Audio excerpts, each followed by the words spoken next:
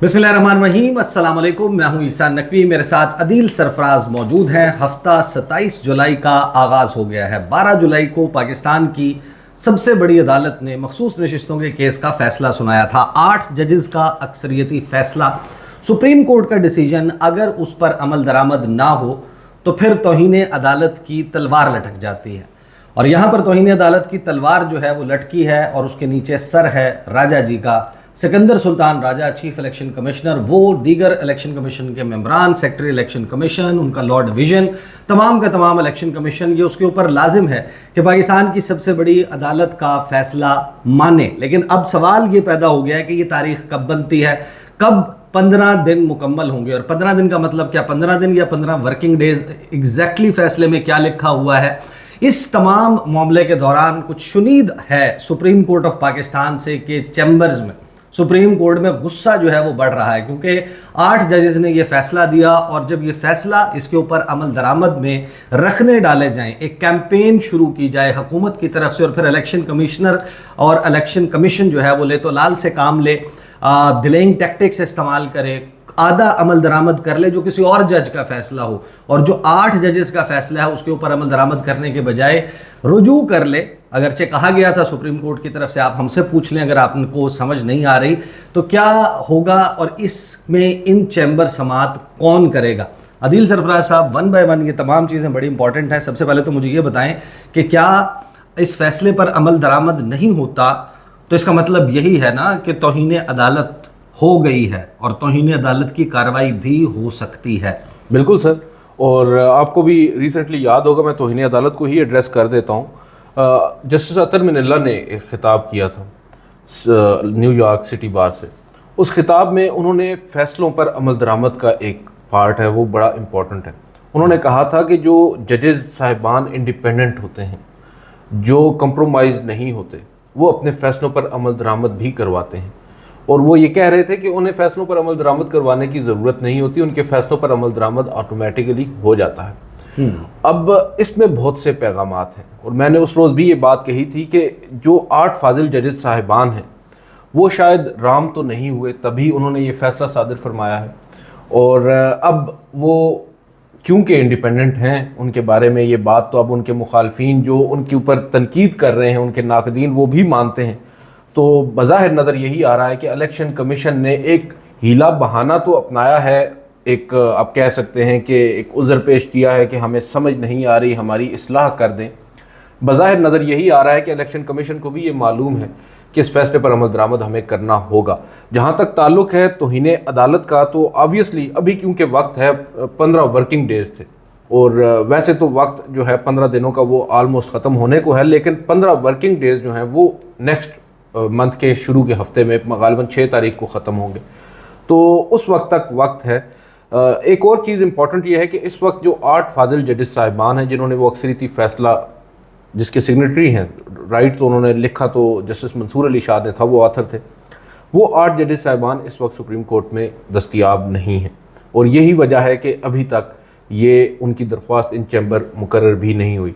हमारी इतलात यही है कि जस्टिस मंसूर अली शाह जिन्होंने वो फैसला तहरीर किया था वो नेक्स्ट वीक से किसी भी वक्त उसको टेकअप कर सकते। बिल्कुल, क्योंकि वो नेक्स्ट वीक में वाहिद जज हैं जो 15 वर्किंग डेज, अब यानी कि 12 जुलाई को ये फैसला आया, तो अगर आप 15 वर्किंग डेज छुट्टियां निकाल लें तो उसमें हफ्ता और इतवार दोनों छुट्टियां काउंट होंगी या सिर्फ इतवार का दिन छुट्टी काउंट होगा? और नहीं, हफ्ता और इतवार ना सर, हफ्ता और इतवार दोनों, यानी कि एक हफ्ते में यानी कि 5 दिन फिर बच जाते हैं। तो 5 दिन के हिसाब से तकरीबन 3 हफ्ते का टाइम, जिस दिन फैसला आया था उससे ऑनवर्ड, जुमे के दिन ये फैसला आया था, उसके बाद पहले तो 2 छुट्टियां थी, उसके बाद 3 हफ्ते जब मुकम्मल होंगे तो 3 हफ्ते के बाद इस पर तौहीन अदालत भी लग सकती है। उससे पहले इलेक्शन कमीशन ऑफ पाकिस्तान ने इस मामले को जो है वो वहाँ पर क्लैरिफाई करके उसको अमल दरामद करना। लेकिन ये जो इलेक्शन कमीशन ने किया है कि उन्होंने 39 लोगों को नोटिफाई कर दिया और 41 के मामले पर रुजू किया है, इसका मतलब तो ये है कि जो जस्टिस याहिया अफरीदी या justice Jamal Mandokhel, chief justice Qazi Faez साहब, गोया कि उनका फैसला मान लिया गया है 3 जजेस का। सही है। 2 जजेस जो हैं उनका तो फैसला था ही वही जो पहले से चलता आ रहा था, पेशावर हाई कोर्ट का जजमेंट उन्होंने एज इट इज अपहोल्ड किया था। और 8 जजेस का फैसला तो ये तय हो गया, मेरे ख्याल में तो तौहीन अदालत हो गई है। नहीं, मेरा नहीं ख्याल कि अभी तौहीन अदालत हुई है। गो के जो इंटेंशंस हैं इनको सुप्रीम कोर्ट एड्रेस तो ज़रूर करेगी, और जब चैम्बर में बुलाया जाएगा इन तमाम साहिबान को, ऑब्वियसली डीजी लॉ होंगे, सिकंदर बशीर मोहम्मद होंगे, justice Mansoor Ali Shah, most probably हमारी जहाँ तक अंडरस्टैंडिंग है और कुछ इतलात भी हैं कि मंडे को ही ये मामला टेकअप होगा उनके चैम्बर में, क्योंकि वो खुद होंगे। हो सकता है दीगर जजेस साहिबान बजरिया वीडियो लिंक हो जाए, अगर पॉसिबिलिटी नहीं है।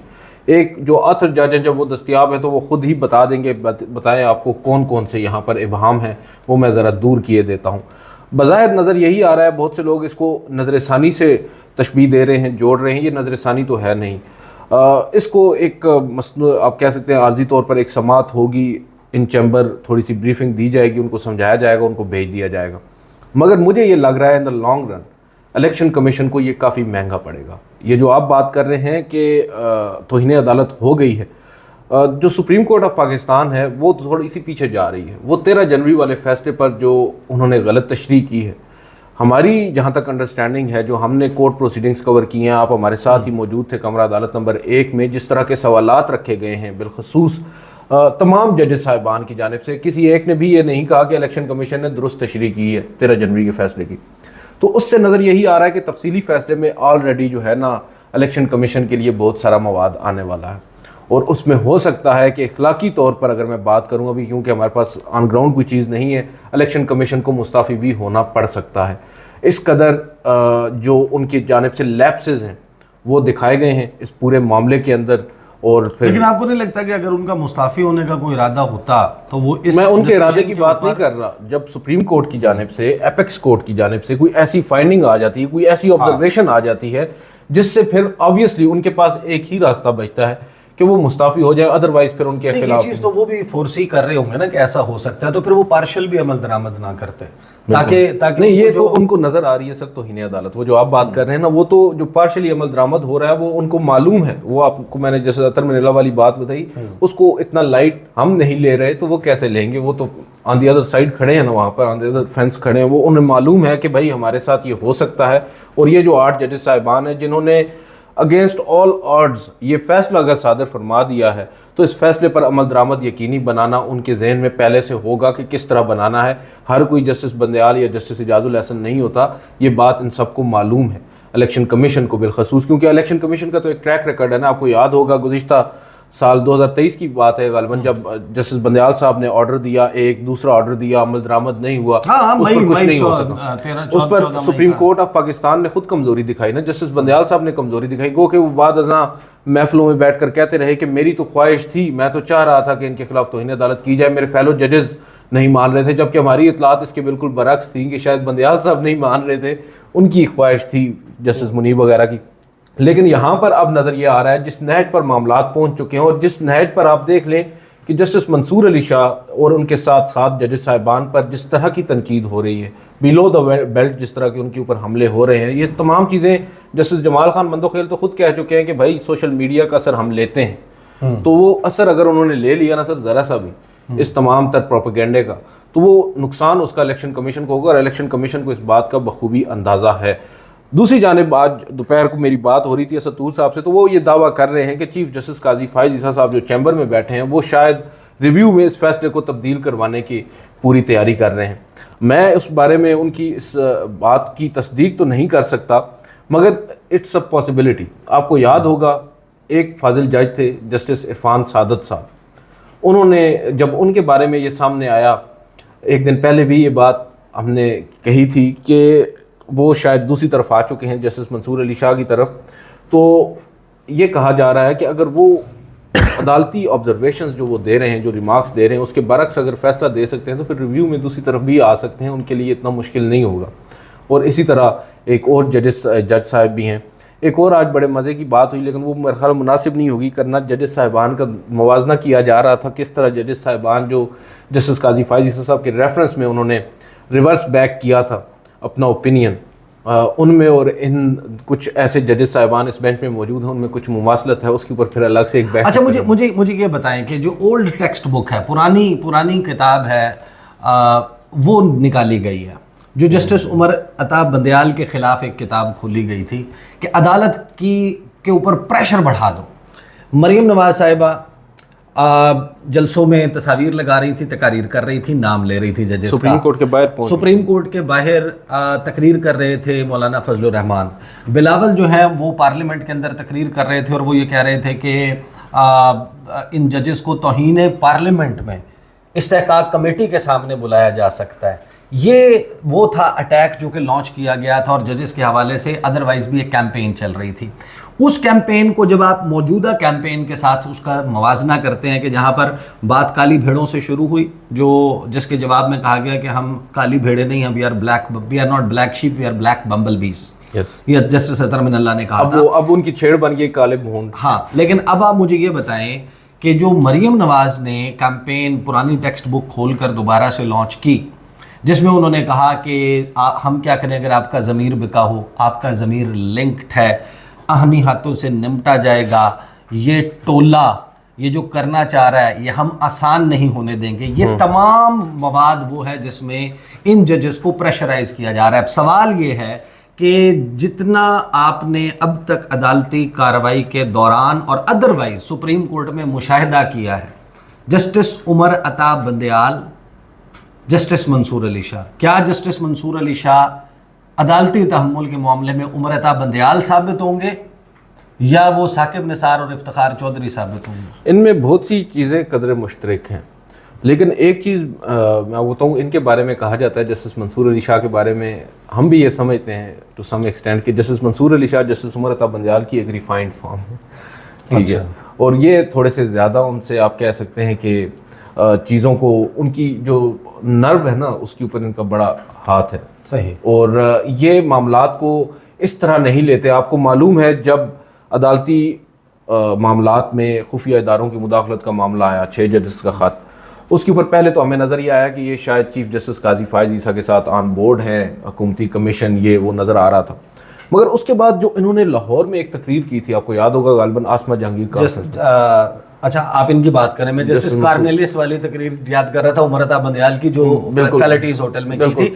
आसमा जहांगीर कॉन्फ्रेंस में उन्होंने कहा था कि I want them to hear me now. जी हाँ, जो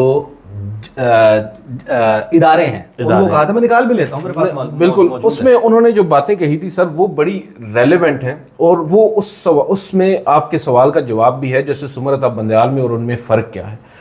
जस्टिस उमर अता बंदयाल ने हमेशा नपे तुले अंदाज में बात की है, ये भी नपे तुले अंदाज में बात करते हैं, मगर ये थोड़ा सा आगे बढ़कर भी करते हैं। ये वाहिद जज हैं जिन्होंने फायर वॉल बिल्ड करने की बात की कि अदालती मामलात में कोई मुदाखलत नहीं कर सकता, और ये एज सीनियर प्यूनी जज अगर कर रहे हैं, दैट मीन्स के 3 साल इनके पास होंगे as chief justice of Pakistan. और उसमें आप अंदाज़ा लगा लें 1 माह के अंदर या 1.5 माह के अंदर जस्टिस शहजाद मलिक ने जो कर छोड़ा है, अगर justice Mansoor Ali Shah chief justice बन गए तो वो नहीं करेंगे, जबकि वो खुद ये बात कर रहे हैं। उन्होंने ही कॉन्फिडेंस दिया है जस्टिस शहजाद मलिक को, जिसके बाद हम देख रहे हैं कि एक बड़ा अदलिया की जानिब से रिस्पांस आया है। गो कि ये रिस्पांस आना चीफ जस्टिस काजी फायज़ साहब की जानिब से था, लेकिन यहाँ पर अब ये हम कह सकते हैं कि जस्टिस मंसूर अली शाह ने ऑलरेडी काफ़ी हद तक प्रूफ किया है। इस पर्टिकुलर फैसले को आप देख लें जो मखसूस नशिस्तों वाला है, इसमें भी उन्होंने ये प्रूफ किया है कि भाई वो उस पॉपुलर नरेटिव या आप कह सकते हैं मुक्तदर हल्के या ताकतवर हल्के या रियासत पाकिस्तान या जो भी एक बात इस वक्त हो रही है, उनके अगेंस्ट जाकर एक फ़ैसला दे रहे हैं। और उनको मालूम है, हम लोग खुद शकूक व शुबहात का इजहार कर रहे थे कि भाई ये हैं भी पंजाब के जज और चीफ जस्टिस भी इनको बनना है, पता नहीं ये क्या करेंगे, मगर इन्होंने सरप्राइज़ तो किया है। आप माने ये सरप्राइज़ जस्टिस बंदयाल साहब नहीं कर सकते थे चीफ जस्टिस बनने से पहले। तो क्या मंसूर अली शाह, ये मैंने निकाल लिया है, मंसूर अली शाह यही करेंगे जो यहाँ पर कह रहे हैं, या जो उनके तेवर हैं जो नजर आते हैं? ये नहीं हो सकता, ये हमें देखना है और इस फायर वॉल को डेवलप करना है। I don't say much because हम सुओ मोटो में इस चीज को देख रहे हैं। There has to be a firewall, we have to work in all the institutions in the country and I want them to hear me now. All the institutions in the country must realize कि अगर justice नहीं है तो वो नहीं, justice होगा तो सब चलेंगे। उनके लिए भी बेहतर है, उनके लिए भी बेहतर है और उनके लिए भी बेहतर है कि हमारा जस्टिस सिस्टम चले। If you weaken the justice system, you weaken yourself. Every institution is weakening itself if you weaken justice system. So I don't understand. There's no rocket science about it. Please, justice system has to be strong, robust and independent for all the other institutions to develop and grow and prosper. It's a simple. अब सवाल ये है कि क्या justice system की strengthening की बात करने वाला जज फैसले पर अमल दरामद ना होने से, सबको मालूम है कि जस्टिस सिस्टम वीक नहीं तबाह हो जाता है, मलिया मेट हो जाता है, तो क्या वो जज जो ये कहता हो कि जस्टिस सिस्टम को मजबूत करना है वो इस 8 जजेस के अक्सरियती फैसले पर अमल दरामद ना होने पर तौहीन अदालत की कार्रवाई करेगा? करेगा, और इनको करनी पड़ेगी। अगर ये नहीं करेंगे तो फिर इनको मालूम है इन्होंने 3 साल चीफ जस्टिस भी रहना है, और वो फिर इनके किसी फैसले पर अमल दरामद नहीं होगा सर, हो ही नहीं सकता। आप एज जज ऑफ द सुप्रीम कोर्ट, और ये आप सीनियर प्यूनी जज हैं, इन्होंने चीफ जस्टिस बनना है, इनके अगर इन्होंने ये फैसला दे दिया है ना तो सर तौहीन अदालत लगाना कोई इतनी बड़ी बात नहीं होगी इनके लिए। मैं तो ये कह रहा हूँ ये फैसला अगेंस्ट ऑल ऑड्स, आपको मालूम है इस फैसले से बहुत सी चीज़ें रुक चुकी हैं। इस वक्त आईनी तरमीम की बात हो रही है, बहुत सारी बातें हो रही हैं, आपको मालूम है एक पैरेलल जुडिशल सिस्टम, उसके ऊपर भी हमने बात करनी है, वो अब खुलकर सामने आ चुका है। ठीक है, अब तो कमेटी के अंदर लॉ मिनिस्टर साहब, आप मुझे आपकी मुस्कुराहट जो है वो बहुत कुछ बता रही है, और आपको जो कुछ हिंट्स मैंने आपके साथ डिस्कस किए बिल्कुल थे, बिल्कुल वो भी आपको बहुत अच्छे से याद आ रहे होंगे। बिल्कुल बिल्कुल। ईसा नकवी साहब ने हमें तकरीबन 1-1.5 हफ्ता पहले ये जो खबर है इसके बारे में इशारा दे दिया था, उसके बाद फिर अब हम देख रहे हैं कि लोग चीज़ें मूव होना शुरू हुई हैं, बिल्कुल हो रही हैं और उस तरफ हो रही हैं। और आज अभी हमारे दोस्त हैं, रावी के नाम से मशहूर हैं, उन्होंने अभी एक ट्वीट किया, वो ये कह रहे हैं कि एक्सटेंशन तो होगी, और एक्सटेंशन ही सॉरी तरमीम तो होगी, और फिर वो आईनी अदालत भी होगी। सुप्रीम कोर्ट सिर्फ टैक्सेस के मामलात को सुनेगी और फौजदारी मामलात और दीवानी मामलात सुना करेगी, आईनी तशरीह के मामलात फिर वो आईनी और सियासी मुकदमात, यानी कि गोया कि एक अलहदा से, खैर इसके ऊपर हम जुज़ियात के साथ, क्योंकि 2 चीज़ें और उनके ऊपर हम ज़रा अलहदा से बात करेंगे, लेकिन सवालात 2 और भी बड़े इंपॉर्टेंट हैं। वो अदालत के हवाले से चीफ जस्टिस काजी फायजी साहब को मालूम है कि जब से ये 12 जुलाई का फ़ैसला आया है उसके बाद से वो काम नहीं कर रहे, वो मौजूद यहीं पर हैं, वो जा भी नहीं रहे, वो शहर में भी मौजूद हैं, लेकिन वो आपको अदालत में नज़र नहीं आते कि वो कोर्ट रूम में बैठ रहे हों। वो मामलात जो कि रिलेटेड हैं इस तरमीम से मुतल्लिक और दीगर मामलात, उस पर इंशाअल्लाह अगली नशिस्त में, किसी एक नशिस्त में अदील सरफराज के साथ गुफ्तगू करेंगे। अब तक के लिए इतना ही, मुझे इजाज़त दीजिए, अल्लाह हाफ़िज़।